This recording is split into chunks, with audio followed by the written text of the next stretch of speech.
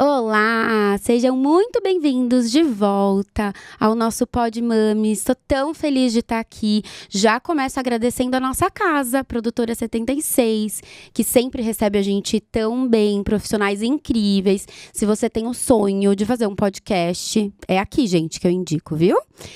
E os nossos patrocinadores oficiais desses produtos incríveis que vocês estão vendo aqui, principalmente para mães que estão grávidas, que é a Baby Mel. É incrível, inclusive, a história desse nosso patrocinador. Eles têm uma lixeira 3 em 1, que é anti-odor, e todo o material desses produtos, da maleta, desse cestinho de roupa, que dá para ser lixeira também, desse porta-fraldas e até da lixeira 3 em 1, que tá aqui atrás de mim, e que eu vou mostrar lá no meu perfil para vocês, eles têm nanopartículas de prata. O que acontece? São antibacterianas, então você não vai ter problema com produtos mofados, cheios de bactérias, aqueles bichinhos que são tão ruins pro seu bebê. Então, é uma linha de produtos que eu indico sem preocupação, gente. Entrem lá no @babymel para vocês conhecerem todos os produtos, vocês vão amar. E por que eu já comecei apresentando a Baby Mel? Para vocês não esquecerem que nesse mês das mães de maio, tudo que for comprado no site da Baby Mel vai para os sobreviventes do Rio Grande do Sul.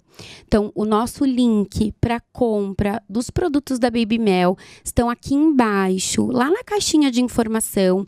Então, imagina que além de você adquirir um produto lindo, incrível e funcional, você ainda vai abençoar a vida de uma família lá do Rio Grande do Sul. E agora chegou a hora de eu apresentar a minha convidada, né? Estou muito feliz de estar aqui com ela. Nós somos vizinhas, que a gente mora tudo pertinho aqui. Já nos cruzamos algumas vezes, acho, de Instagram, provavelmente, né? Ela viveu uma experiência incrível de parto, ela é mãe. Mas hoje, quem tá aqui comigo, a mãe sempre vem, né? Não adianta. Não tem jeito. Mas é a psicóloga Thaís Benavides. Muito feliz em te receber. Obrigada a você pelo convite. Estou super feliz e honrada de estar aqui com você. Linda. Ela é especialista em TEA, TDAH.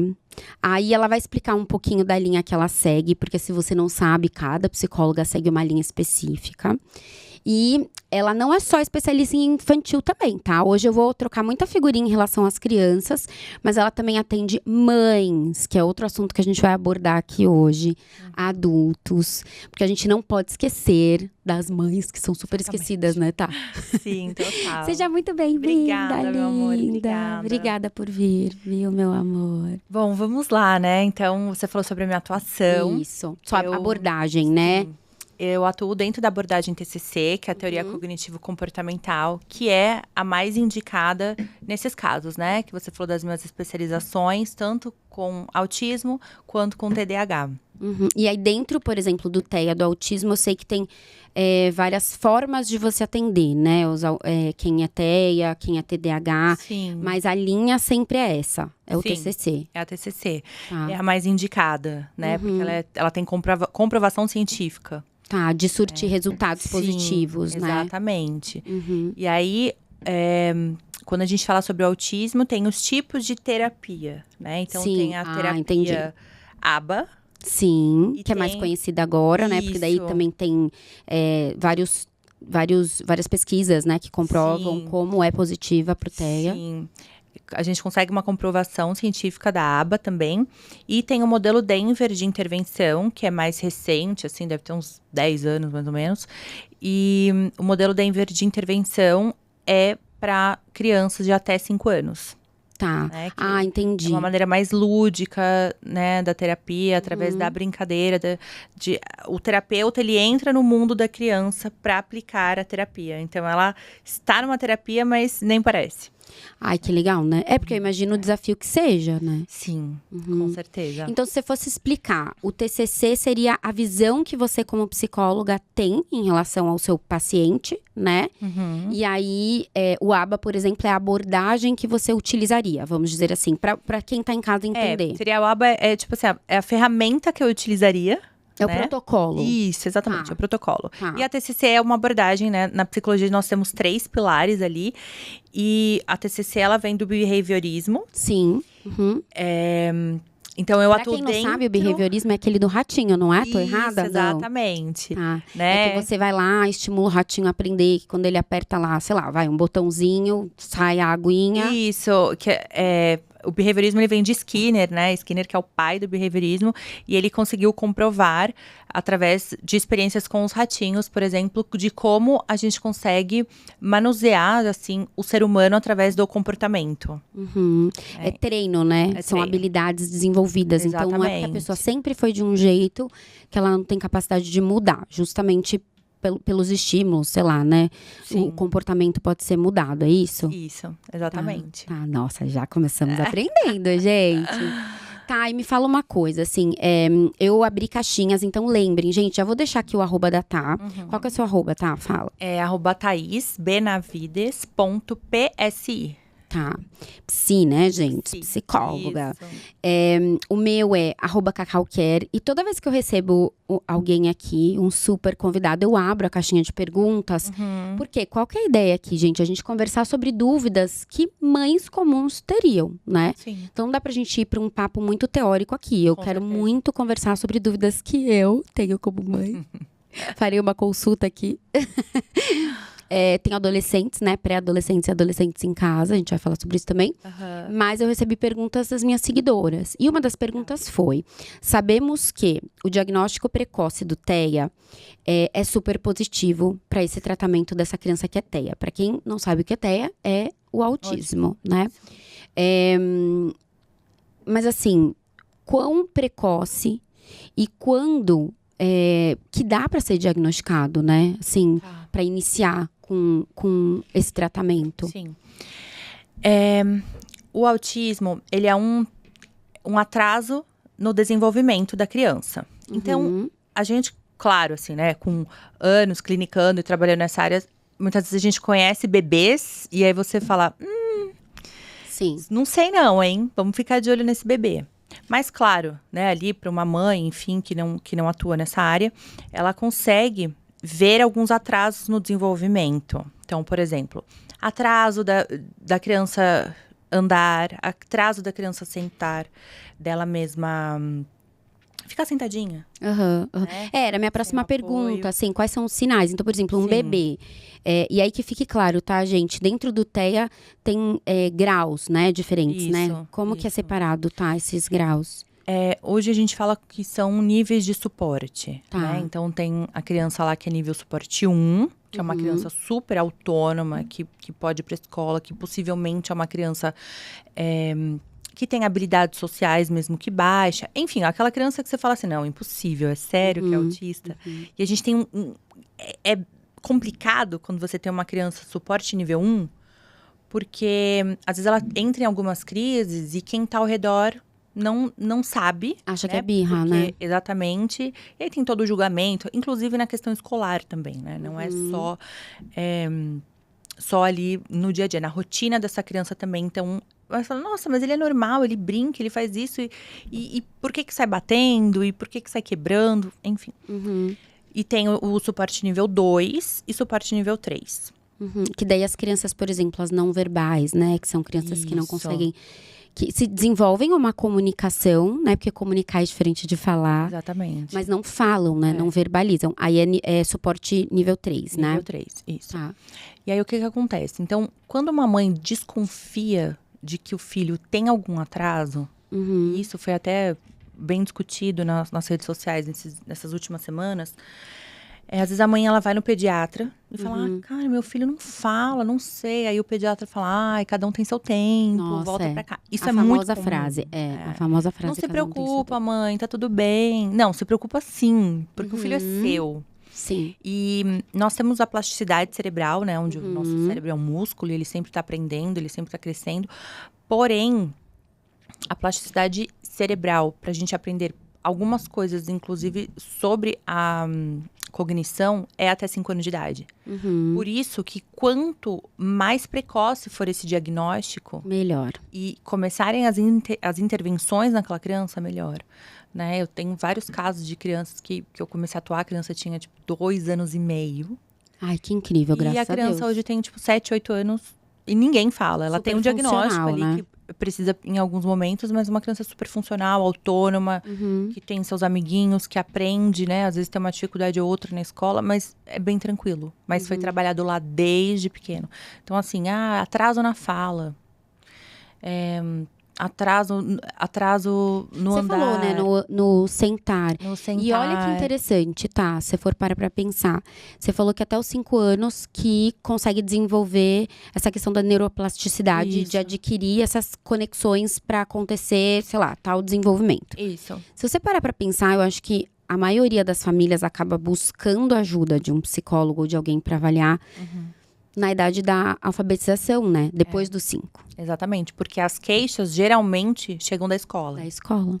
Né? Olha, ou é alguma questão comportamental, ou é alguma questão na aprendizagem. A escola vem. Isso vem sempre com, acho que algum transtorno de aprendizagem. E aí, quando você vai ver, tem questões comportamentais que às vezes as mães passam despercebido, né? Acho que é uma mania dele, acho que né? Se não é um autista que precisa de um suporte maior, acaba passando batido. Eu imagino que deva ter muitas crianças de suporte 1 não diagnosticadas. Muitas. Inclusive, nós temos pais diagnosticados hoje através dos filhos. Eu imagino. Deve ser assim. Porque também tem uma questão ali genética, né? Tem. Ainda não se chegou em uma conclusão. Por que a criança nasce autista? O que aconteceu com ela? Né? Não tem um exame de imagem que você... Não tem. Mas... existem alguns indícios, né, que pode ser algo relacionado com a genética do pai. E às vezes você tem um pacientezinho ali, geralmente a mãe que leva, né? Aí quando você conhece o pai, você fala, tá, já tá explicado, eu já sei de onde veio. E o pai tá aí, trabalhou, tem filhos, sobreviveu, deu um jeito de viver nessa vida. Porque a gente sobrevive, a gente cria formas, né, de sobreviver. Você falou de um assunto que eu quero muito falar também. E a gente antes... que nós somos mulheres, a gente estava fofocando. E a gente falou sobre isso, né, Ká? Que geralmente é a mãe, né, que toma essa decisão de buscar ajuda.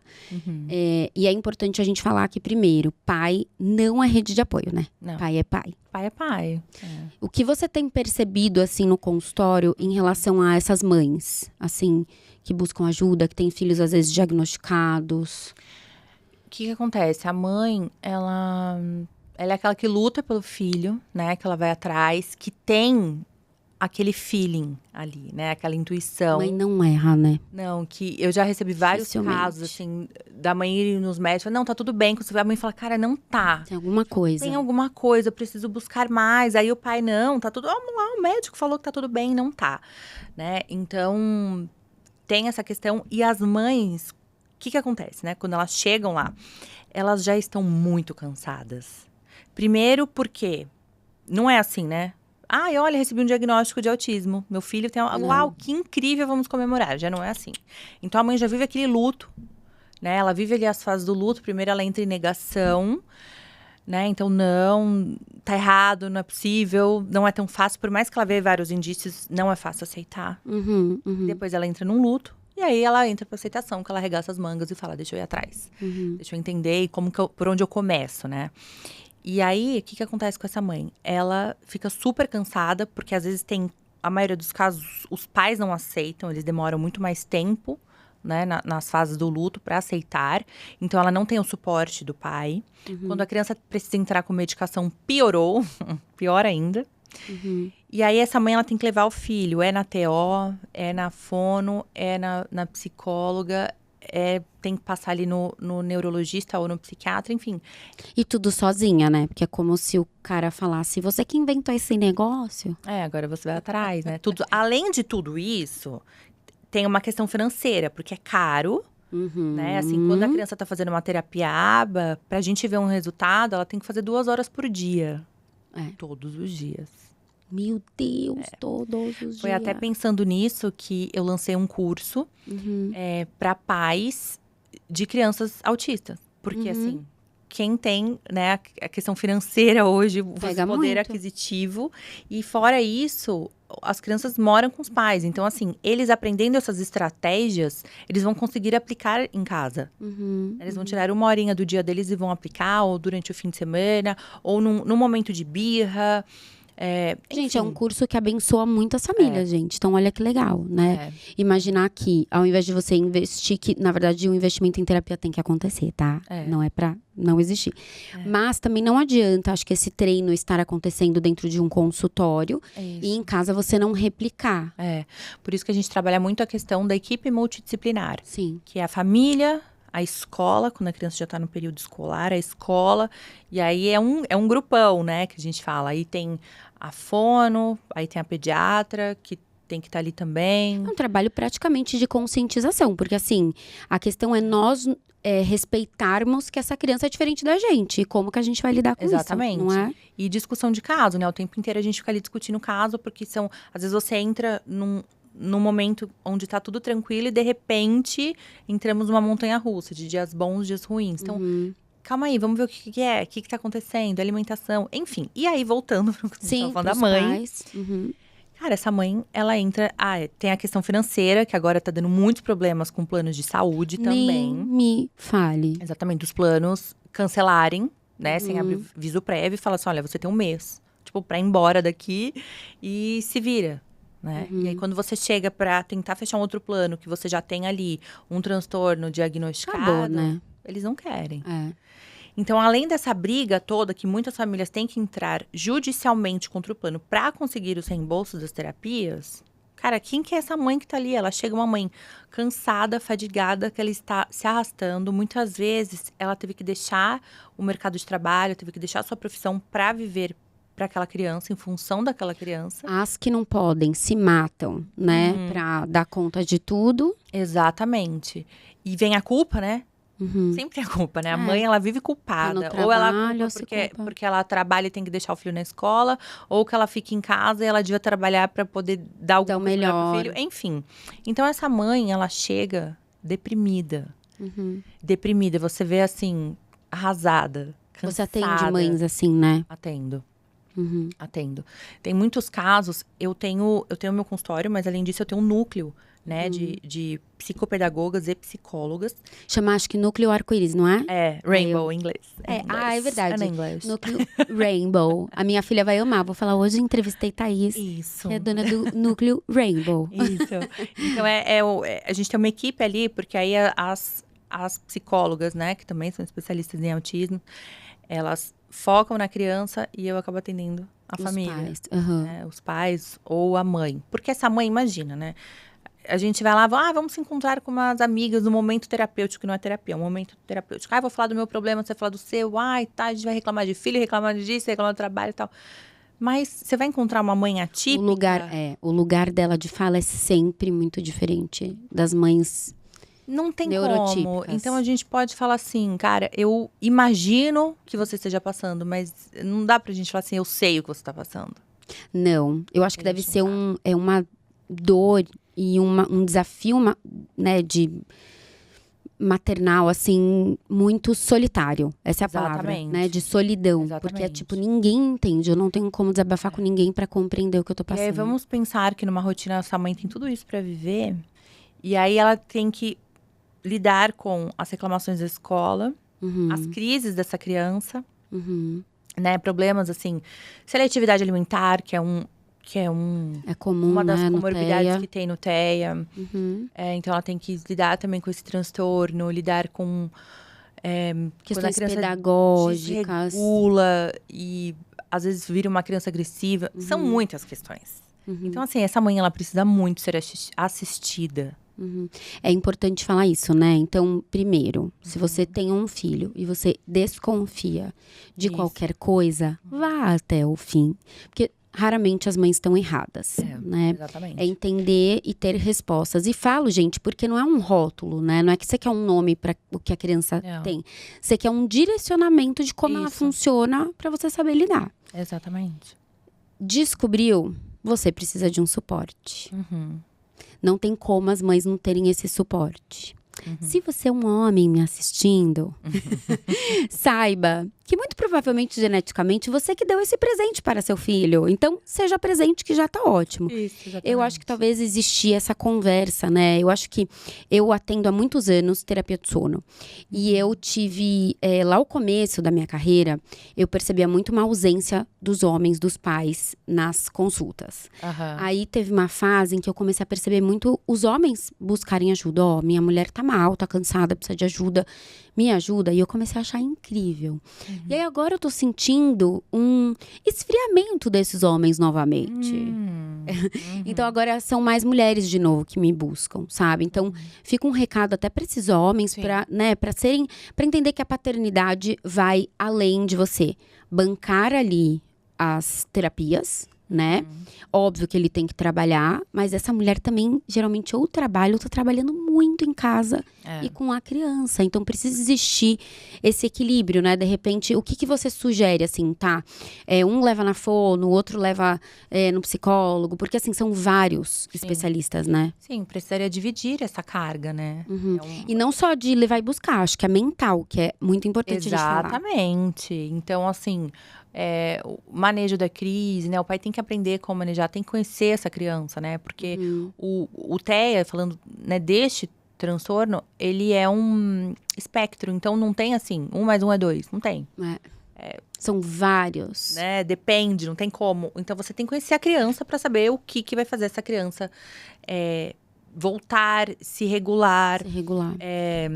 Então, assim, precisa estar presente. E uma coisa que eu falo, assim, que eu tenho um trato com meu marido em casa e que eu falo, gente, faça isso com seus maridos. Um dia na semana, o dia é meu.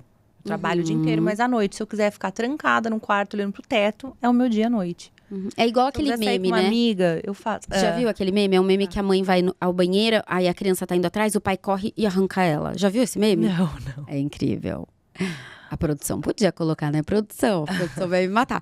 Mas é um meme que, assim, a mulher tá indo pro banheiro, a criança tá indo atrás, porque a gente tem as nossas sombras, não é mesmo? Com certeza. Aí o pai sai correndo e pega a criança e leva embora. Aí ela tá indo comer, sentar com as amigas, a criança tá indo atrás, ele arranca de novo. Porque é esse acordo, literalmente tirar a criança e você investir tempo com o seu filho. Não adianta você achar que ele vai achar ótimo ficar sentado olhando pra você. Você tem que criar brincadeiras, né? Exatamente. Criar algo que interesse ali a criança para ela desvincular da mãe, essa mãe ter esse tempo. Que dia que é o seu dia? Quarta. Ai, é hoje, gente. É hoje. Vamos sair daqui e ter um happy hour.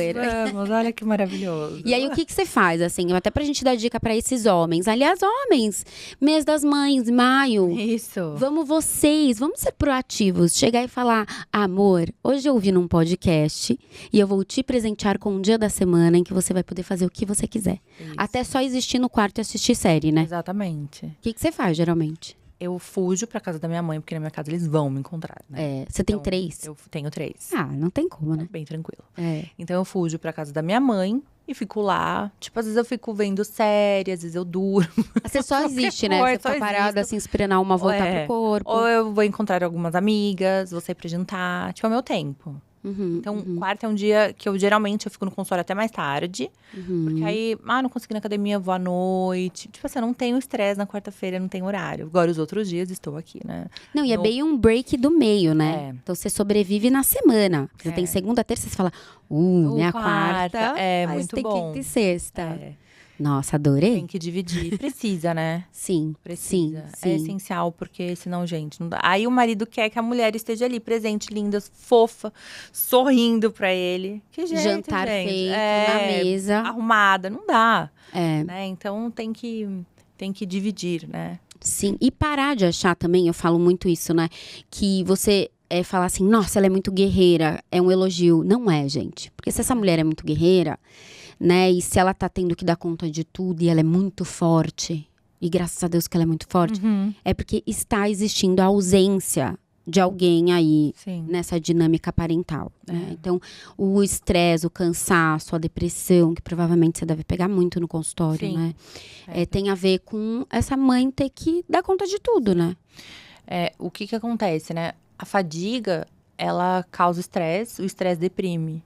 Né? A fadiga ou essa questão de quando você vai atrás de um diagnóstico, buscar e procurar, isso causa uma ansiedade. O excesso da ansiedade deprime também. Tudo vai pra uma depressão, né, tá? Vai pra uma depressão. A ausência de ter um tempo pra ela, de repente, de fazer uma Total. atividade física também, né? Eu sou uma psicóloga muito a favor da atividade física. Nossa, eu também acho. Toda sessão eu falo, tá indo na academia ou tá fazendo esporte, faz qualquer esporte que seja, não importa, mas faça um esporte. E para as mães eu cobro o esporte e o tempo delas. Eu falo, o que você gosta? Porque às vezes as mães chegam e falam assim, tá, o que você gosta de fazer? Nem sabe. Não, Sabe. eu não sei. Uhum. Ela se perdeu. Ela tá entende? no automático, né? Ela não sabe mais, ela não se reconhece mais, ela não sabe mais quem ela é. Ela não sabe do que ela gosta, ela só vai. Ela E só geralmente o tempo que acho que ela tem que ter ali, né? Me corrija se você acha que eu tô errada, mas acho que o tempo de socializar, o tempo livre ali, ela ainda é um tempo em família. Então ela acaba fazendo ou o que o marido ali quer, ou o que a criança quer. E nunca tem aquele olhar de, tá, e o que eu gostaria de fazer hoje? É. Não, eu vi ontem, falou do meme, eu vi um ontem, assim. O marido chega e fala assim pra mulher, ela tá, tipo, na cama, assim, você vê que ela acabou de relaxar. Ele, amanhã a gente vai pra praia, olha que legal, vamos passar um final de semana em família. Daí ela começa a pensar, assim, fazer mala, o que eu vou comprar, Ela e que não sei o quê, legal. comprar repelente, comprar filtro solar, tipo assim, começa um monte de pensamentos na cabeça dela, ela já fica cansada. Sim. E é a realidade, né, É a gente? realidade. Então, assim, nossa, mas você não descansou no final de semana? Não, querido, no final de semana, deixa eu te contar que eu trabalhei mais. Muito mais. Né? Eu tive um tempo na minha vida que eu não trabalhava de segunda. Porque era o meu dia de descanso. Era o dia da sua alma voltar pro corpo. É. Uhum. Eu falei, não, é o dia de descanso. Agora eu tento deixar minha sexta off. Eu falo, não, mas sexta é o dia que eu vou no médico, que eu vou me organizar, ou que eu não vou fazer nada, né? É o Só meu dia. existir. Só existir. Mas assim, eu trabalho o dobro nos outros dias, né, gente? É que eu trabalho o dobro. Não, Mas tá são tudo escolhas bem. e cada um sabe a maneira, né, de como lidar. Mas eu acho que é importante porque a gente não pode perder essa nossa identidade. Né? Porque depois que a gente vira mãe, quem é? Oi, como você? A mãe do João. Tipo assim, eu não sou a Thaís, eu sou a mãe do João. Eu fui por muitos anos a mãe do João. Assim. Então, a gente não pode se perder. É quem é a Thaís, né? Exatamente. Além de ser mãe de João. Né? Então, quem é essa mulher que tá aí, né? Não é só a maternidade que define a gente. Exatamente. Também não é só um corpo que define a gente. Não é só. Né, nós somos muitas coisas. Exatamente. E a gente precisa se reconhecer. Não, que lindo! Já chorei quase chorei umas 4 vezes aqui. Porque eu fico pensando muito nisso, assim. Eu lembro do início ali da minha maternidade. E eu criei ali, né, no início ali do meu casamento. Eu me separei ano passado.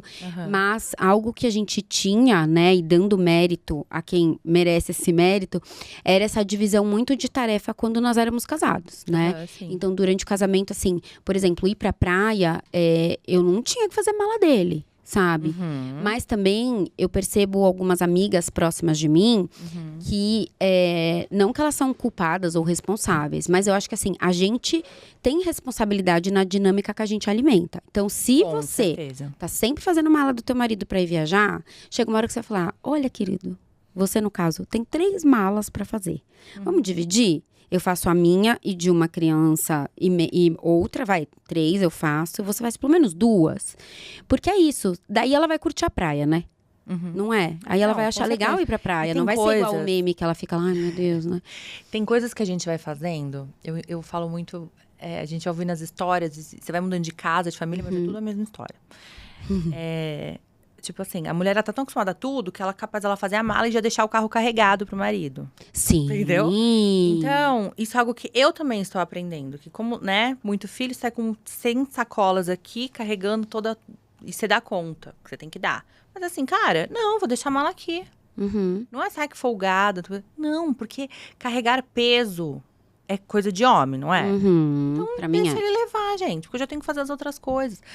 É muita questão que chega, assim, falando sobre maternidade. Por exemplo, se eu deixar meus filhos com meu marido, cara, ele não vai dar jantar. Ele vai dar salgadinho pra criança comer. Aí é respeitar que ele não vai ser igual a você, né? É assim. Tá, não dá pra gente lutar todas as lutas que aparecem no nosso dia. Eu sei que salgadinho não é nada saudável, mas você acha mesmo que seu filho comer salgadinho um sábado pra você ir no salão? Porque tem mulher que deixa de ir no salão, tá? Você acha que ele vai passar mal, que ele vai morrer, que ele vai ter uma doença, porque ele vai comer... Um dia ele vai almoçar salgadinho? Não vai. Deixa. Mexe. Eu acho que é desapegar do controle, né? Total. Total, a gente é muito normal ver, porque às vezes a mãe pensa assim: ah, não, é que hoje ele tem 1 ano, a mãe ele tem 2 anos. Só que a criança vai ter 10 anos e você vai ela querer controlar da mesma maneira e você vai achar que aquele pai ele não é um pai que consegue dar conta. Mas às vezes a gente não deixa ele dar conta. Sim. Como que ele vai dar? É isso mesmo. Eu falava muito isso antigamente sobre, por exemplo, quando eu atendia as mães, né? Porque a terapia de sono, eu delego claramente funções que são do pai e da mãe.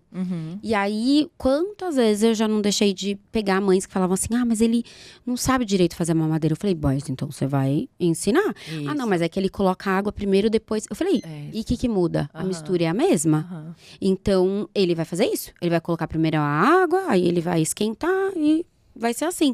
Ah, mas não é errado? Eu falo: é o jeito dele, né? Exatamente. Então, é até importante entender que pai tem o jeito dele, mãe tem o jeito dele, avô e avó, justamente para a criança até ter ferramentas diferentes, aprender de formas diferentes. E pra não padronizar tudo, né? Achar que tudo sempre é assim. E tem também, gente, eu falo, gente, vamos mudar a funcionalidade pra geladeira, que ela não serve só pra comida. Coloca lá na geladeira os bilhetes, os recados, ó. Tal hora, né? Quer dizer, ai, mãe, eu vou sair o dia inteiro, mas e aí? E aí nada. Você vai colocar lá, 9 horas, café da manhã. Coloca lá o que tem que dar. Fruta, o pão, escreve. Ah, mas ele às vezes não vai pensar. Então, coloca lá, dá essa ideia. Coloca o bilhetinho, coloca ali remédio. Deixa já na geladeira. Febre, tantas gotas, não sei o quê. Tanana. Como se você fosse viajar. Deixa lá. E que eles assumam aí à frente, né? Exatamente, porque a gente tem que dar esse espaço também. E é tempo, né, tá? Porque acho que esse treino, né, é uma habilidade que eles vão ter que desenvolver, que a gente desenvolve, né, que todo mundo acha que é instintivo, intuitivo. Nasce uma mãe, você sabe Nasce o manual. Não, a gente aprende, a gente tem que se lascar. E é no erro e acerto, né? Sim, eu brinco que o filho número 1, ele é o sobrevivente, né? O meu eu fui mãe com 21 anos. O meu filho o sobrevivente. Ele é, com a graça do Senhor. Era tanta coisa, eu falei, gente do céu, meu Deus, tá aí, entendeu? Saudável, bonito. Mas a gente não tem muita coisa de errado que a gente faz quando dá amor, entende? Exato, é isso. Então, olha só, né, como em muitos momentos nós somos muito rígidas conosco. Né? Já tem tudo ali cobrando e a gente ainda se cobra muito. E aí você entra nesse automático que você falou, que daí ela perde a identidade e nem sabe mais o que ela gosta e não gosta. E é aquela mãe que quando deixa a criança lá no final de semana nos avós, ela para e fala: e agora? O que eu vou fazer? Não sei nem o que eu faço. Com o tempo livre. Eu passo, assim, toda semana, tipo, lição de casa para as mães, né? Eu falo assim, ó, então, vou dar um exemplo que eu já passei por uma paciente, que eu lembrei. Eu falei, olha, essa semana você vai sair no sábado e você vai deixar seus filhos com o pai. Elas devem ficar enlouquecidas. Ela falou, eu não consigo. Eu falei, vai ter que conseguir. Você vai conseguir. Nem que você saia e você desça pro carro e fica lá na garagem. Fica lá na garagem, tipo, 1 hora, 1 hora e meia, mexendo no celular, dormindo, fazendo o que você quiser. Eu falei, você vai se sentir mais segura se você ficar na garagem do seu prédio? Do que sair? Ela, acho que sim. Eu falei, então tá, então vai, faz isso.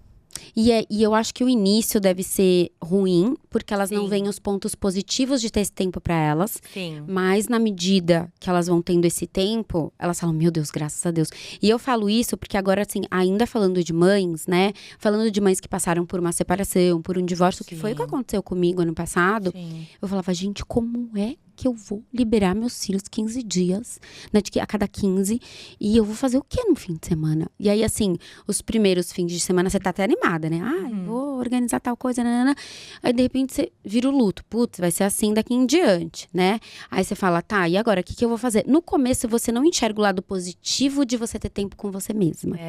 E aí, a hora que você pega gosto, tá, mulherada, pra cuidar de vocês, vocês vão estar muito mais maravilhosas pra esses maridos, muito mais inteiras e felizes com as crianças. Exatamente. Gente, eu falo, não é o tempo, é a qualidade. Tá. Né? Então, não é a quarta-feira. Às vezes, é uma quarta-feira inteira que nem você falou, ela não vai ter, né? Mas... Sim, é o que você vai fazer com aquilo. E assim, às vezes a gente sai... Vou até dar um exemplo meu que eu fiz, que várias amigas disseram, você é louca? Eu falei, gente, fui e quero ir de novo, foi maravilhoso. Eu e uma amiga também, que é mãe, tem uma filha pequena também. Nós viajamos uma semana, só eu e ela. Deixamos Nossa, os maridos e os desafiador. filhos. Desafiador. E aí, quando a gente chegou, assim, no aeroporto, a gente, ai, amiga, 7 dias, acho que foi muito, né? Nossa, foi. Exagerando. No né? 6º dia, a gente ficava, eu não vou embora, sabe? Aham, Porque aham. foi tão gostoso, claro. Confiamos nos nossos maridos, temos ali uma rede de apoio, né? Deixamos tudo bonitinho, tudo. E, cara, assim, não é que nós somos substituíveis, mas a gente não faz milagre. Entende? E aí foi um jeito. Cara, quando eu voltei, eu tava tão mais feliz, tão em paz, tão Com calma. saudades. E o meu marido, com um vínculo estabelecido tão Sim, é grande isso com que eu as ia falar. crianças. Uhum. Acho que muda essa conexão. E, assim, seu marido devia estar estendendo um tapete vermelho no dia que você voltou, né? Tipo, graças a Deus, amor. Porque daí ele vê a real dinâmica, né? O que você faz, Exato. assim, né? Porque é fácil, né? Ah, não, tá ali. Só que eu falo, gente, não é assim. Tipo, chega da escola, vou dar banho e vou dar o jantar. Cara, às vezes você vai dar um banho. Eu tenho um de 18, né? Que já faz sozinho. Mas eu tenho uma de 3 e um de 2. Então, Nossa, assim… eles são muito pequenos. São babies. Vai dar banho. Às vezes você tem que ficar correndo atrás, tem que chamar pra Sim. dar banho 10 vezes. Aí você Aí vai lavar o cabelo, chora. chora porque não quer lavar o cabelo. Depois Aí chora chora pra porque quer sair. sair. Então, é muito desgastante. É. E eu sou, assim, eu tava até conversando aqui um pouquinho antes da gente começar, que eu não sou aquela psicóloga lunática que fala assim, olha, 6 da noite, apaga todas as luzes. Não, gente, depende da casa. Então, assim, o que tá na teoria, muitas vezes a gente não consegue seguir na prática. Por exemplo, eu sou super chata em relação a isso, mas eu tenho 2. E eles estão maiores. Então, assim, se eu tivesse 3, um de 3 anos e uma de 2, talvez eu ia dar graças a Deus se 9 eles estivessem vivos na cama. De banho tomado, né? Tipo, venci hoje. Não, meus filhos dormiam meia-noite, tá, meu bem? Então a gente nem vai entrar nessa. Não vamos entrar. Mas calma, agora mudei. 8h30 já estão na cama, olha lá, que Graças revolução. a Deus. Porque nós éramos muito da noite. Aham. Se a gente ia dormir 1, 2 da manhã. Então, até essa casa Se adequar. foi agora que eles estão em rotina Ganhando escolar, autonomia. e aí tem que chegar mais cedo e tal. Então foi aí que a gente mudou por eles, né? Mas eu acho que cada caso é um caso. E às vezes as mães acabam tentando, né? Quando é mãe de primeira viagem, eu lembro que eu tive várias amigas, quando eu engravidei da Valentina, várias amigas estavam grávidas também. Nossa, é o curso da amamentação. Aí, tipo, eu tenho que amamentar, senão minha filha vai ficar doente. Eu tenho que não sei o quê, eu tenho que isso. Aí fazendo aqueles cursos da maternidade, trocar fralda, de não sei o que. Eu falo, gente, calma, nasce um bebê, nasce uma mãe, não tem manual, vai no seu jeito, vai no seu time. Deu pra amamentar, deu, não deu, querida. Põe a mamadeira ali. Supera. Tá aqui, João, 18 anos, aqui, ó, pra falar que não foi amamentado, sobrevivente. O João é saudável. sobrevivente. É, saudável. Então, assim, não… É muita cobrança. A gente volta pro que você falou no começo, quando a gente entrou nas mães, né? Que é tão importante a gente falar. No último podcast eu falei, as pessoas que são anuladas muitas vezes são as crianças e as mães, né? Assim. Então a gente agora tá num movimento super de levantar e respeitar as crianças, até com a educação positiva. Mas é muito importante a gente enxergar também essa mãe. Não adianta você exigir uma educação positiva e essa mãe tá super sobrecarregada. Exatamente. Então, a gente volta nessa autocobrança, nessa falta de autocompaixão, dela se ver como um ser humano que merece ter tempo pra ela, que merece ter uma rede de apoio, que merece ter ajuda. Sim, e eu falo, querida, você é o pilar da tua casa. Se esse pilar quebrar… Balançar já tá errado. Se quebrar, tua casa vai cair pro chão. E aí, pra você levantar, vai ser difícil. Então, assim, é melhor você ter poucas doses ali, mas se manter de pé do que você cair pra depois ter que se levantar. Então, tem que se cuidar. Né? O que você… eu gosto de fazer pintura. Vai fazer um curso de pintura. Sim. Eu gosto de fazer uma caminhada. Vai fazer alguma coisa pra tu. Vai fazer exercício físico, que também é… Pra né, ela. Pro seu corpo, pro sua mente, liberar ali serotonina, endorfina, tudo. Mas vai fazer alguma coisa prazerosa pra você. Nós mulheres, a gente precisa ter esse tempo, né? De ter alguma atividade que a gente tem prazer. Então, assim, hoje a gente já deu uma puxada de orelha nas mães. Isso. Nos pais também, Nos que eles pais têm que também, estar mais presentes. porque para as mães terem esse espaço, pai tem que ser pai. E aí, independente se tá casado ou separado, não importa, né? Esse cara tem que, até depois de uma separação, enxergar a importância ali de ser presente, até para criar um vínculo com as crianças, Sim. né? E entender tudo que essa mulher sempre faz, os caras que estão em casa valorizarem. Mas queria muito voltar a falar das questões do diagnóstico e a dificuldade que é, né? Você fechar um diagnóstico. É muito difícil. Por quê? Com uma criança que você sabe que tem alguma questão, assim. Tipo assim, o autismo, diferente do TDAH, o TDAH você faz uma avaliação, você consegue ver pelo lobo frontal da pessoa, enfim. Mas o TEA não. Então, assim, você tem que ir ticando, sabe? Eu acho que É é por isso, exclusão. isso é por exclusão. E aí você vai observando. E é uma responsabilidade muito grande, né? Então, um pediatra pode fechar, um neurologista ou um psiquiatra pode fechar. E o fechar que ela fala, tá, gente? Assim, porque imagina, esse é o dia a dia dela, então ela acha que é uma coisa óbvia pra vocês, mas eu queria dizer que não é, porque eu passei por isso. Mas o que é? Primeiro que é uma equipe multidisciplinar, né, tá? Isso. Então, assim, existe a avaliação de uma fono, aí existe a avaliação de uma neuropsi, né, uma neuropsicóloga. Aí a escola também vai responder algumas coisas, a família também, né? Aí tem as hipóteses, certo? E aí quem fecha que ela falou, que é quem vai assinar Isso, lá. quem faz o laudo aí sim certinho, é isso. o. Então, assim, imagina essa mãe, ela tem que correr atrás primeiro dessas consultas para fechar esse diagnóstico, né? Então, são várias consultas com fono, com neuropsi, vários testes. Aí tem que fazer lá a audiometria, tá, gente? Tem que fazer o processamento auditivo para ver se tem o processamento auditivo alterado. Aí todo mundo fala o que acha do Joãozinho ali. Isso.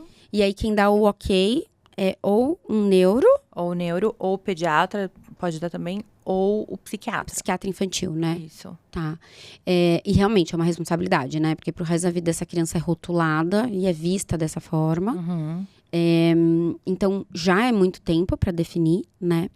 Mas vamos pensar de uma forma prática, assim. Uma mãe que tem um bebê, tô falando de bebês, né? Porque a gente tem um grupo muito grande de mães que tem bebês que seguem a gente.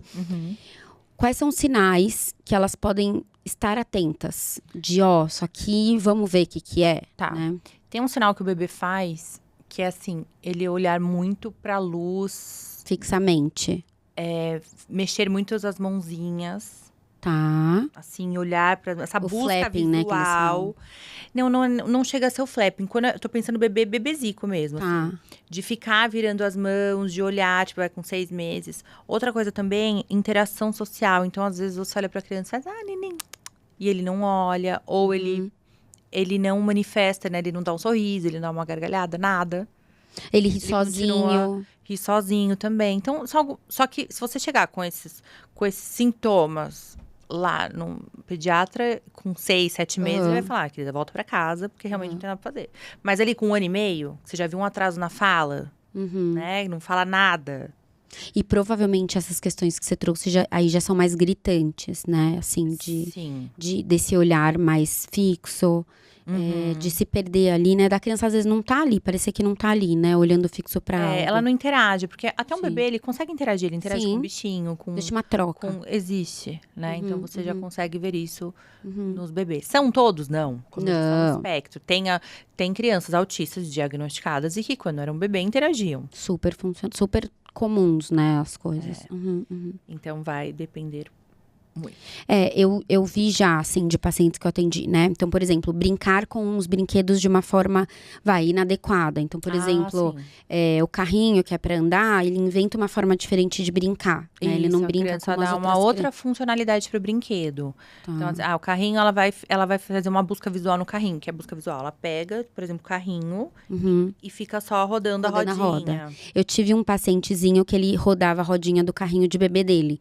Então, ele virava o carrinho de ponta cabeça e ele ficava lá, um tempão rodando, assim. Esse olhar fixo eu já vi, a risada sozinho também eu já tive um caso assim. Tem a questão, que aí é um pouquinho mais velho, assim, tipo, mais velho, né? Com 1 ano e meio, 2, que você vê enfileirar brinquedo. Ou empilhar brinquedos também. E são condutas repetitivas, né? Sempre organiza os carrinhos enfileirados, os bichinhos enfileirados. Aí o que a gente faz na terapia, por exemplo, o modelo Denver de intervenção? A gente começa a brincar, a gente segue a criança brincando ali, vamos brincar igual ela. Aí eu pego o carrinho e tiro da fileira. Nossa. Aí a criança desregula, óbvio. Mas essa é a terapia. É pra desregular pra você. Quebrar padrão de comportamento. Quebrar a rigidez comportamental. Porque hoje essa criança faz isso com carrinho. Lá, se a gente for deixando, ela quer controlar todo o ambiente. E se não tiver controlado, ela não dá conta, né? Não. Por isso que tem que ensinar a viver em um ambiente, Exatamente. fora do que ela espera, para ela dar conta de Ensinar que viver. A gente ensina ela a brincar com o outro, ensina a ter essa troca, ensina o olhar, né? Ela olhar para você. É um porque geralmente treino, ela não né, olha. tá? Ah, tem um sintoma muito... Vai dizer 90% das crianças. Quando elas querem alguma coisa, elas não pegam com a mão. Elas vão pegar a sua mão Te para levar levar até o objeto. É verdade. Tá? Então, quando isso acontecer, Desconfie. são sinaizinhos de alerta, né? Que a gente tem que sempre ficar olhando. Porque existe uma ordem de comunicação aí, né? Vamos pensar, de você apontar e comunicar o que você quer, que é diferente do pegar pela mão e puxar, Isso. né? E elas não apontam, tá? Inclusive, não apontam. elas, como eu digo, né? Não é 100% dos casos. A gente ensina a criança a apontar também, pegando na mão, no dedinho, ensinando a apontar, porque às vezes ela é uma criança não verbal, então ela tem que apontar para ela ir se comunicando, né? E muito doido, né? Porque assim, você para pra pensar, somos todos muito diferentes. No fundo, o cuidado com esse TEA não deveria ser super assim, a não ser a questão dessa rigidez, né? Mas a gente deveria existir um mundo ideal em que todo mundo estivesse treinado para entender que tem gente que é assim, que funciona dessa forma, né? Sem ser a questão da rigidez, essas coisas, porque realmente o mundo não é organizado da forma como eles querem, né? Então eles precisam aprender a se autorregular. Mas essas questões de... o mundo poderia ser mais pró-TEA, né? A gente vê muitas escolas que acabam adaptando atividades que não tem muito som alto, que não vai atrapalhar essa criança, salas que são adaptadas para essas crianças. É lindo de ver, assim. Porque tem muita coisa que é simples de adaptar, não é? Com Que não é assim, é o padrão certo. Não, né? Beneficia, inclusive, muitas vezes outras crianças. Mas a gente falou muito de TEA. Falando agora de TOD, que é outra coisa, né? Pra quem não sabe, TOD, geralmente é aquela criança que você fala um não, ou a famosa criança que falam que faz birra, né? Que chora no shopping, se joga no chão. Que ela não aceita. Mas, assim, o TOD, que é o transtorno opositor desafiador, ele vem com outras questões, né? A criança não aceitar o não, também tem um pouco da hiperatividade nessa criança. Né? É uma criança que ela não gosta de ser contrariada. E o TOD, ele pode aparecer sozinho, mas ele também aparece como uma comorbidade. Tanto, comorbidade seria mais um, né? Tipo, tanto do TEA quanto do TDAH. E Então, tem se for casos... pensar num guarda-chuva, o TEA estaria aqui e o TOD faz parte do TEA. Pode ser que sim, pode ser que não. Se tem, tô dizendo, se é TOD também. Eu já peguei casos de crianças que tem os três. Que Tá. é TEA, TDAH e TOD. E é difícil você chegar no diagnóstico quando a criança é TEA e você vê alguns comportamentos, por exemplo, uma impulsividade muito grande, uma agressividade, um baixo limite ali pra frustração, né? Tipo assim, você tá brincando, ó, gente, acabou, deu hora da brincadeira, a gente vai tomar banho. Nossa, a criança, ela fica muito irritada, chega a ficar uma criança violenta. Aí você fala, putz, será que é TOD ou TDAH? Então, Por causa da impulsividade. por causa da né? impulsividade. Então, é difícil fechar o diagnóstico, mas se fecha e há casos que tem os três. Tá. E o TOD até assim, porque falam muito do Terrible 2, né? Eu sempre falo do Terrible 2, que tem uma questão de sono muito importante. Você tem um de 2, né? Sim, eu querida, estou vivendo o Terrible 2. O que eu acho muito do Terrible 2 que é comum acontecer? Crianças que chegam pra mim com 2 anos e que, vamos pensar que até 18 meses, então até 1 ano e meio, essa criança fazia 2 sonecas, tá? A partir dos 18 meses, existe aí um ganho neurológico, vamos pensar assim, tá? Essa criança fica mocinha e aí ela é capaz de fazer uma soneca só. O que os pais fazem? Eles acabam achando que a criança não precisa mais dormir. Então, não faz mais soneca. Então, antes fazia 2, de repente, com 2 anos, não faz nenhuma. Só que com 2 anos, a criança ainda precisa dormir. Sim. Pra se autorregular, pra não liberar cortisol em excesso, tá super estressada no fim do dia. Enfim, várias questões, né? Fisiológicas, até hormonais. O TOD tem isso, assim, porque existe uma linha muito tênue, né? Da criança com 2 anos se perceber capaz de falar não também. porque ela se percebe como um indivíduo ali, nessa fase. E você entender que, não, é um pouquinho além do comum, assim. O que é uma característica do Todd que tá praticamente em todos, assim? Essa questão de não aceitar. Uhum. E é nada, tá? É nada, assim? Não é que não aceita, né? Todos os não que escuta, mas geralmente... Quando se frustra, né? Quando se frustra. Então, assim, se frustra... Vamos usar um exemplo. Isso. Tá na escola. Acabou a hora do intervalo. A criança chora, ela se joga como se fosse uma dor, aquilo, algo que tivesse realmente, assim...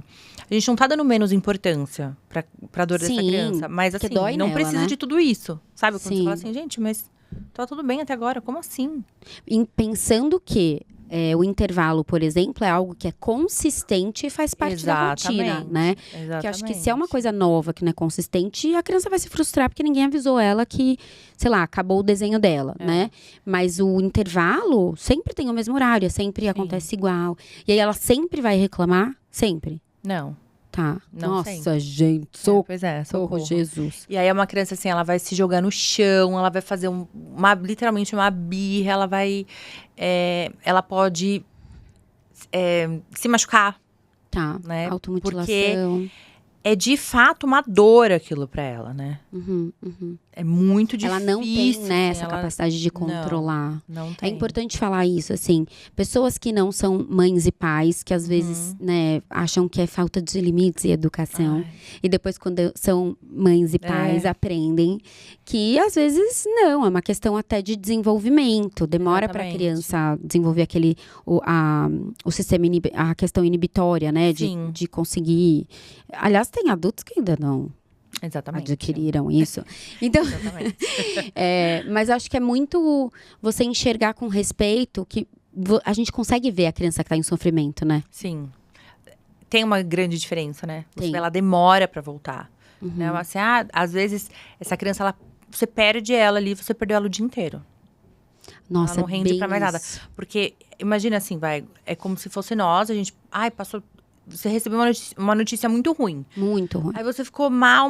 Quando passa, assim, sobe aquele nível de adrenalina no seu corpo. Quando passa, quando baixa tudo, você fica cansado. Sim, exausto. De fato, exausto, mentalmente, fisicamente. É o mesmo que essa criança. E é o mesmo que uma criança autista sente depois que ela desregula de alguma situação. Depois de uma crise. Por isso que o que a gente faz? A gente evita essa crise, né? Sim. A gente tenta usar todas as ferramentas ali pra evitar. Bem, porque geralmente acho que tem um padrão, né? Algumas coisas que automaticamente... Você já sabe o que desregula essa criança, né? Tipo, tem criança que não gosta do barulho do talher no prato. Sim. Né? De som alto. Então, você não vai levar ela, expor ela som alto. A gente até expõe na terapia, né? Porque é o que a gente vai quebrando. Porque daí é o lugar certo pra você tratar isso. Mas... Não no dia a dia. No dia a dia. E a gente tem que tentar, né? Eu acho que é muito uma lição essa conversa nossa aqui para pais que são neurotípicos, né? Que tem crianças que não têm um diagnóstico, compreenderem os pais que vivem com diagnósticos. Porque às vezes a gente fala, nossa, mas não é uma frescura, a criança andar de fone, a criança não poder tal coisa. Não é, porque isso acaba às vezes com o dia inteiro de uma família. Com certeza. Então é mais acolhimento, né, gente? É acolhimento, menos julgamento. Porque eu falo, não deve ser fácil, né? Não deve não é, né? Não é, assim, com certeza. Vamos pensar agora nos adultos, né? Que a gente também estava falando, pensando em mãe e pai, sabe?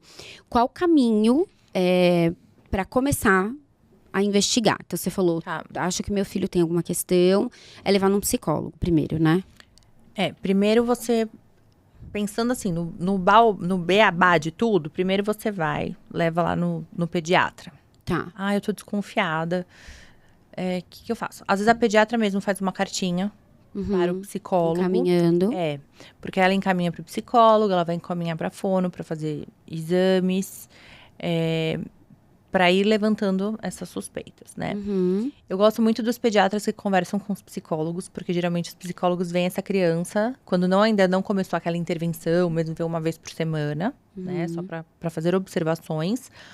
Pra pegar a opinião, porque ele tem que pegar a opinião dos outros profissionais. Sim. Né? Bem, porque pediatra tem todo acompanhamento ali, né? Sim. Então, geralmente é um pediatra que tá desde o primeiro ano de vida da criança. Então, sabe com que idade sentou, Isso. com que idade falou, Exatamente. se engatinhou, se andou, se demorou, né? E aí, Tem que existir essa troca, né, tá? tem que ter. Uhum. E até pra discutir, assim, quando a criança entra na medicação, pra discutir se tá indo bem, se não tá. Então, é uma equipe multidisciplinar, né? Não tem jeito, você precisa de tudo isso. E aí, vai vendo, bom, fechou o diagnóstico. O que eu sempre falo pras famílias? Se fechou o diagnóstico ou não, não importa pra gente. A gente vai trabalhar aquilo que precisa ser trabalhado para trazer qualidade de vida para essa criança. Sim, porque cada criança, inclusive, é diferente. Tem criança que já tá na escola e que tá pegando a questão pedagógica, que é emergencial. Vamos pra psicopedagoga. Né? A criança tá com problema comportamental na escola. Vamos pra escola. A gente faz esse trabalho dentro das escolas também. Legal. De acompanhar, ficar ali do lado da criança mesmo. Né? Para tentar fazer esse manejo de crise, para evitar, para passar para as professoras que estão ali direto, né? O que fazer também. É importante falar isso, que são raros os professores que têm treinamento para saber como conduzir TEA e TDAH. Então, eu sei que tem muitos psicólogos que até no laudo, né, colocam como deve ser o manejo, né? Por exemplo, as provas devem ser dessa forma. Apresentar conteúdo dessa forma. Para ver a importância, gente, disso estar alinhado, né? De enxergar a criança como um todo. Porque não é só em casa. Você não tem que cuidar só do que tem em casa, né? A atividade tem que estar adaptada, né? Assim, às vezes você tem uma atividade, sei lá, os alunos vão fazer 3 páginas. Cara, a criança, se ela for fazer 3, ela vai ficar muito cansada. Então, coloca só uma para ela fazer, não vai exigir tudo dela. Faz uma, dá uma volta. Isso tem muito com criança TDAH, né? Que, por mais que a gente tenha muitos autistas, a gente tem muito mais diagnóstico já fechado de crianças com TDAH. E que precisam muito disso, né? Desse tempo, dessa atividade adaptada. Essa quebra, né? Isso. Então, assim, vai fazer prova. Não pode ser no meio da prova, gente, mas assim... Deixa essa criança 20 minutos na prova. Alguém acompanha ela pra ver que ela não vai colar. Né? E volta. Porque é complicado segurar, né? Ela foi constituída, ela nasceu assim. E não tem o que fazer, a gente tem que se adaptar. Né? E tem que pensar que o sistema de ensino, ele foi feito ali, né? Pra todo mundo caber dentro de uma caixinha. Exatamente. Quando, na verdade, a gente tem que entender que não é todo mundo que se adapta e cabe dentro dessa caixinha.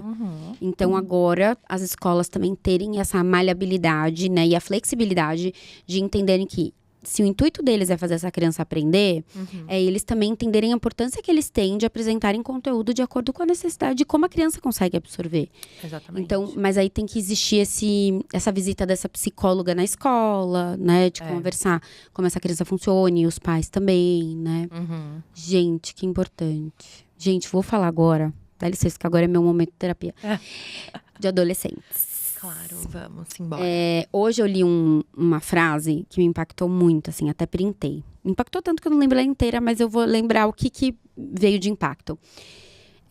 A adolescência é a vida valendo, é a vida real. Porque a gente, na primeira infância, educação infantil, né? A gente tá educando, a gente tá conduzindo, a gente tá direcionando. E aí é na adolescência que a gente colhe o que a gente fez. É isso mesmo? Eu tenho... ela tem o João, que é o sobrevivente. Eu tenho o João, mas eu tenho casos, assim, que eu atendo, que eu já atendi de adolescentes, e que eu brinco, eu falo assim, cara, essa é a vida real, né? Eu falo assim, bem-vindo à vida real, porque... Até ali, né, tipo, sei lá, 12, 13 anos, tava tudo lindo. Aí começa a questão hormonal, com questão de conhecer o corpo, com vergonha do corpo, com vergonha da voz. Os meninos, quando começam a engrossar a voz. Aí começa a ver que, cara, eu não sou aceito no grupinho tal. E são muitas questões. E eles chegam, assim, no consultório, é uma gracinha, porque Assim, a gente já viveu isso, né? Então a gente sabe que aquilo realmente é o grande problema da vida deles. Porque já foi o grande problema da vou nossa morrer, vida. né? Eu vi outro dia um vídeo da menina falando: achei meu diário quando eu tinha 15 anos. Aí ela abre assim: eu odeio meus pais. Eles não me entendem. Eu quero morrer. E era uma coisa tão besta. Tipo, eles não deixaram ela fazer, sei lá, sair pra uma festa, né? E a gente acha que é uma coisa horrível, mas pra eles é o fim da vida, né? E o importante que eu falo pros pais é: você precisa deixar o seu filho se frustrar. Nossa, eu acho que é porque quando eles são pequenos, a gente consegue até dar uma evitada, né? Claro. Na adolescência, não tem como. Não, e precisa, sabe por quê? Esse adolescente que não é frustrado, sei lá, com 16, 17 anos, 15 anos, ele vai achar que ele pode tudo. Aí quando ele chegar na vida real, oficial, vida adulta, lascou. Quando ele tiver que assumir uma mulher, uma casa. Uma mulher, pagar uma casa. conta, No primeiro trabalho com a dele, ele falou assim: mulher. como assim eu não posso chegar atrasado? Entendi. Mas, cara, e daí? Peguei trânsito. Não, meu amor. Essa é a vida real. Não pode chegar. Não é que você vai pra sala dos atrasados igual na escola. Você vai perder a primeira aula. Você vai perder dinheiro ou você vai perder seu dia de trabalho. Ou seu emprego, né? Exatamente. Então, eu entendo, né? Os pais, eles querem proteger os filhos, mas a gente tem que proteger até certo ponto. Tem um caso que é muito clássico, assim, tem vários casos desses, que é assim, meninas brigaram na escola e as mães vão lá defender, cada uma vai defender seu filho. Cara, deixa elas se defenderem. Mas minha filha sofreu muito. Ela precisa abrir a boca e se defender. Ela precisa fazer por ela. Porque ela brigou com uma pessoa da idade dela. Então, ela tem que ter ferramentas emocionais também pra lidar com aquilo. E se ela não teve até aqui, é a hora dela aprender pra dizer não, aprender a dizer não. E não gosto que você faça isso, né? Eu tenho casos de adultos que eles são adultos, tipo, quase 40 anos. Com família, filhos. Mas estão presos na infância. Como assim? Tá preso na infância porque essa infância foi muito... Infância não, desculpa. Na adolescência. Porque essa adolescência foi muito boa. E por mais que tinha um problema, sempre tinha alguém pra defender. Agora não tem ninguém pra me defender. E agora? E a pessoa fica presa literalmente ali. Tipo assim, ela quer comer as mesmas coisas que ela comia. Ela quer viver, ela não consegue lidar com os problemas no casamento dela. Porque aquilo ali, ela não tinha. E ela quer voltar naquela fase. Os síndromes de Peter Pan, talvez. Sim. Que querem ser jovens para sempre, forever. Sim, exatamente. E aí é não muito assume. legal ser adolescente, né? Meu Gente, filho não sabe, mas... É incrível. Filho, aproveita, é muito legal. Quando meu filho fez 18 anos, foi agora, foi semana passada. Eu falei, filho... Melhor fase. Bem-vindo à vida... Não, eu falei, bem-vindo à vida real, agora é 18. É verdade. Ela, como uma psicóloga, vai frustrar o filho, é verdade. Eu falei assim, então... Acabou aquela história de, sabe? Agora você responde pelos seus atos. Sim. Tá dirigindo. Exatamente. Se causa um acidente, você você responde. quer habilitação? Vai preso. Vai lá e liga e vai e marca. Pra mim, você acha que eu não queria ir lá marcar pro menino? Fazer tudo? Claro que eu queria. Ele perdeu o RG dele, eu fui levar ele pra fazer o RG. Aí a gente entrou, a menina. Vocês quiseram fazer o quê aqui, né? Tipo, poupar tempo. Aí ele olhou pra mim. Falei, fala. Ele, não sei. Aí eu, o RG. Aí eu falei, você não sabe? Você foi fazer o quê aqui, gente? Não, me fala. Você vai fazer amizade? O que você vai fazer? Tomar um café. Aí ele, mãe. Eu falei, então agora assim, ó. Eu vou sentar aqui. E você vai fazer tudo e que você precisa. vai lá fazer tudo. E foi, se virou, ó. Ótimo. Mas a gente não quer deixar. Eu também não quero deixar. Eu quero colocar todo mundo, os três, debaixo de minhas asas e viver minha vida. Só que não dá. E às vezes não é nem por proteção, é porque é mais prático, né? Sei lá, e resolver. É claro. Só que a gente tem que deixar eles no tempo deles, Pra fazer uma gente, vez demorada, isso, 2 vezes. Aí chega uma hora que tá isso. mais rápido. Pra gente é tão óbvio aquilo, né? Fazer tão no automático, e pra eles não. E a gente precisa deixá-los. Né? Eles têm que viver o processo da vida deles de amadurecimento. A gente tá colaborando com eles, na verdade. Tá. E o que a gente faz? Porque, assim, a adolescência é muito o luto da criança que se vai, que você não reconhece mais seu filho e sua filha, com o nascimento de um adolescente que você não reconhece, né? Então, às vezes, o menino e a menina que são super carinhosos, estão mais fechados. Aqueles que sempre dividiam tudo com os pais, não contam mais nada. Aquela criança que era super quietinha, começa a aprontar na escola. O que você faz com essa nova criança que te entregaram lá na sua casa? Que fica com um moletom e um capuz fechado no quarto, né? Porque essa geração, inclusive, tem uma leitura que fala isso, né? Acho que os filhos do quarto, alguma coisa assim. A geração do quarto. Preciso ler esse livro. Que fala dessa geração, né? Que fica muito no quarto, assim, jogando videogame, no celular. Como criar essa conexão a ponto deles conversarem com a gente, da gente enxergar essas crianças, entender o que está se passando. Socorro, que a gente faz. A gente tem que entrar no mundo deles, né? O que eu faço? Eu assisto séries de adolescentes. Nossa, mas a série... Cara, eu assisto. Por quê? Porque eu quero lembrar... Porque não mudou. O tempo mudou, claro. Hoje eles têm redes sociais, têm celular, tem tudo, a gente não tinha. Né? Então hoje é muito pior, né? A informação chega assim a milhão. Mas assim, a gente tem que entrar no mundo deles. Então tem que assistir uma série. Ah, mas ele não quer assistir. Meu filho não quer assistir a série comigo. Tudo bem, mas assiste. Filho, você tá assistindo que série? Ah, não sei o que lá. Beleza. A mamãe vai assistir também. Pra quê? Pra você ter um assunto com ele. Porque ele já não quer falar muito. Já tá numa idade que não gosta de conversar, não quer falar, não quer entender os sentimentos, ou não quer falar pra mãe. Nem pro pai, ele quer falar pro amigo dele. E a gente tem que respeitar, porque a gente já esteve nesse lugar. Né? Então, esse lugar de ficar ali no quarto... Gente, é o espaço. A gente sempre tem que lembrar da gente. Como que eu era adolescente? Eu queria contar tudo pros meus pais? Eu queria ficar o dia inteiro na sala ali, conversando com a minha mãe na cozinha? Não, eu queria correr da minha mãe, que é minha melhor amiga. Tipo assim. Então, pra mim é muito... Eu, falando pessoalmente, tá? Pra mim é muito difícil... Porque eu não era assim. Eu era super aberta com os meus pais, eu contava tudo, a gente conversava muito. Então, tem muito essa coisa de eu quero construir isso. Isso é construído com o tempo. Porque eu na adolescência, eu tinha isso. Minha mãe sempre fala. Que a gente não teve essa ruptura, né? Porque é uma ruptura. Sim. Quando se torna um adolescente, de não... É aquela coisa, como foi na escola? Legal, né? É isso. Mas aí, olha, tem uma dica. A pergunta, vamos pensar, como foi na escola? Se eu falar pra você, como foi no seu trabalho? Nossa, foi legal. Agora sim, o que você fez hoje no seu trabalho de mais legal? E o que você fez de mais chato? Ou o que você aprendeu na aula de português? O que você comeu hoje no lanche? A gente tem que ter perguntas mais diretas, porque eles vão sempre não, mas geralmente ser monossilábicos. Então, é sim ou não, legal, chato, né? Quanto menos falar, melhor. Então, assim, perguntas pra gente tentar puxar um assunto. Ah, aprendi, sei lá, escrever tal coisa. Nossa, sério? Cara, tô lembrando que eu também... E essa matéria você gosta? Ou você prefere tal? Sabe assim? Não ficar aquela pergunta chata. Outra coisa, gente, respeitar. Tem coisas que eu acho que a gente tem que obrigar o adolescente, sim. Tipo, vamos na casa de fulano de tal. Não quero ir, que chato. Mas tem coisas que realmente é muito chata. E a gente tem que, tipo assim, solta e volta de novo. Solta e volta de novo. Outra coisa é a conversa, né? Acho que a conversa é a base da confiança.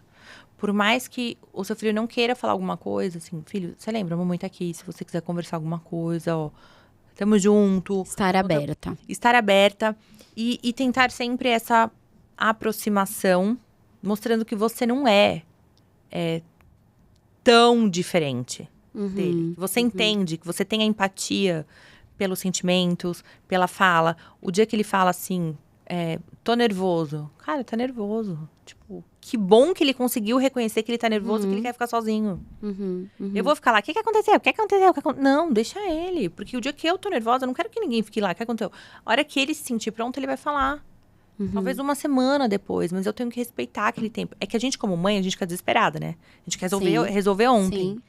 Mas entenda, vamos pegar esse exemplo. A criança falou, o adolescente, tô nervoso. Tá, você quer conversar agora? Não quero. Quero ficar sozinho. Então deixa, porque nesse processo ele tá amadurecendo. Ele não vai amadurecer quando tudo tá maravilhoso. Ele vai se conhecer e ele vai entender como lidar. Ele vai começar a criar ferramentas na dor. Ai, que difícil! É difícil. É bem difícil. Muito difícil. Porque tem dores que são gigantescas, né? E tem dores que, pra eles, tudo é muito grande, né? Pra gente que a gente já passou por isso, a gente acha que vai dar tudo certo, vai sobreviver. Que eu falei que não vai na festa. Mas, mas para eles é o fim da vida social. É o fim da vida. Eu lido com meu filho que perdeu o pai. Meu Na Covid. Deus do É uma dor, céu, eu sei que dor que é Thaís. essa. Cara, eu não tenho noção, porque eu nunca perdi Você nunca meu pai. perdeu o pai. É, Nunca perdi minha mãe. é nunca importante perdi... falar isso, né? Porque você sabe Claro. o que é perder. Você era casada com ele? Não. Tá, mas às vezes você perdeu o cara que você dividia a criação do João, né? Eu perdi o pai do meu Mas filho. o João perdeu a o referência pai. masculina do meu filho. Mas, Meu filho tinha 14 anos. mas ele perdeu o pai, né? Então, assim, o que eu vou falar pra ele? O que eu vou exigir dele? Eu vou respeitá-lo. Uhum. Eu vou entender os dias que ele não está mal, que ele não está bem, os dias que ele tá pra baixo. Vou tentar, né, de alguma maneira, e vou falar, cara, eu tô aqui, mas você não quer falar? Vou respeitar. Tudo bem. Uhum. Então, são dores que ele viveu e que ele vive, e assim como outros adolescentes têm outras questões, cada um tem a sua vivência, sua dor tem que ser respeitada. E que a gente tem que se colocar no lugar deles também, né? Às vezes a gente quer tanto, fala, me conta, mas não é desse jeito que a gente vai criar vínculo. Sim, existe esse respeito, né? Então, assim, às vezes, cara, eu queria muito. Vamos sair pra jantar com a mamãe, vamos sair. Não quero. Você quer o quê? Eu queria pedir um hambúrguer. Tá bom, a gente vai pedir hambúrguer. Você quer comer onde? No quarto. Tá bom, a gente vai comer no seu quarto. Aí fala, nossa, você que fica com absurdo. eles. Você vai comer no quarto, não sei o quê. Gente, cara, o quarto depois limpa, entendeu? Quando que eu vou ter essa oportunidade desse momento de novo com meu filho? Aí tem a ver Não com a sei. rigidez de autoridade do adulto. Do controle. É. Aí, às vezes, tá bom, você vai obrigar o teu filho a sair pra jantar com você. Aí vai ficar assim, ó. Ou obrigar a sentar na cozinha, na sala mesa, pra comer. tipo... Não, então deixa eu tentar fazer alguma coisa. Não é todo dia, entende? Mas pra ir Lógico. estabelecendo esse vínculo, deixa eu tentar fazer alguma coisa que ele goste, que ele gosta. Eu gosto de, sei lá, eu gosto de futebol. Tá, deixa eu ver aqui como que tá um pouco o futebol pra gente ter assunto. Uhum. É isso. Pai amado, teria que aprender tudo do Corinthians agora. Eu já sei muitas coisas, pois meu filho é corintiano. E levei ele no Itaquerão, no jogo do Corinthians. Eu também levei, ele ama, Eu levei ele no dia das mães do ano passado. Eu deixei os dois pequenos pro meu marido. Foi meu presente. Fui com ele, a gente... eu lá Gritou. no meio, gritei.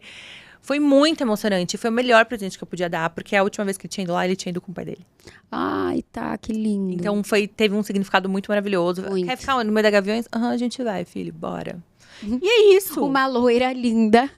Mas a gente Gritando, bota vai, ali a camisa do Corinthians. Corinthians, vai Corinthians. E é por ele. E são por eles, né? Então, às vezes a gente tem que nos controlar. Controlar esse, tipo, eu sou a mãe daqui, eu comando, eu mando. E a gente tem que dar um passo pra trás e falar assim, deixa eu ter esse olhar individualizado pra ele. E pode ser que meus outros filhos, quando crescerem, sejam adolescentes completamente diferentes dele. Sim. E cada um tem que ter a sua atenção, cada um tem seu tempo. Tem uns que se abrem mais, uns são mais fechados. E assim, mas a gente não pode perder esse vínculo, né? Tem que ir sempre resgatando. E quem resgata o vínculo, gente, é a mãe. E acho que é muito isso pra se conectar, você tem que ter essa humildade, né? Sair desse lugar de mãe pra conseguir enxergar o que é importante pra eles e fazer o que é importante pra eles. Eu falei isso até no último podcast. Não o que a gente acha que eles precisam, ou o que a gente acha que eles querem, ou o que a gente acha que é bom pra eles. É o que eles querem, o que eles estão falando que é importante, não o que a gente acha. Então, é ter uma escuta ativa, sabe? O que é importante pra você, o que você quer, o que ouvir deles, né? Porque acho que a gente veio de uma geração diferente que na nossa época era imposto. E é isso, você não fala. Ou você faz ou você faz. Né? Sobrevivemos? Sim. Mas depois de muito estudo... Cheios de traumas. Eu não. Porque, não, sabe o que acontece? Mas tem muita gente que sim. Que eu vi esses dias também, que eu falei, cara, é isso.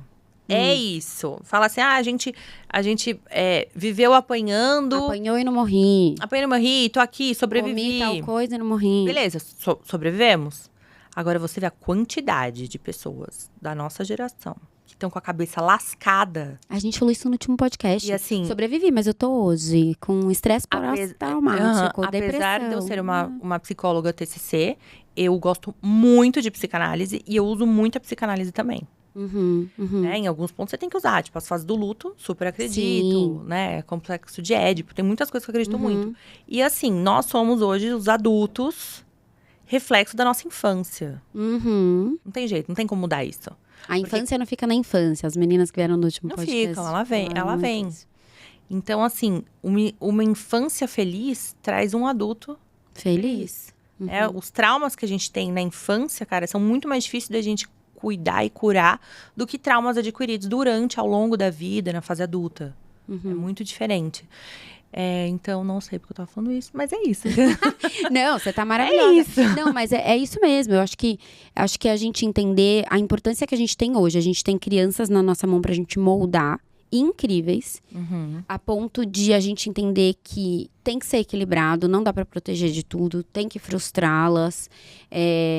Na adolescência também, existe o guiar, ensinar, né, no caminho, mas também entender que eles também precisam descobrir quem eles são, essa identidade, e terem o caminho, né, pra entender, e serem adultos funcionais depois, pra depois na vida adulta, não terem que aprender o que é frustração, não terem que aprender a ouvir um não terem que aprender que eles não controlam tudo, de uma educação permissiva ali, de que tudo pode, largados, né. Ai, eu não queria encerrar, mas de acordo com a produção, tem muito tempo de podcast.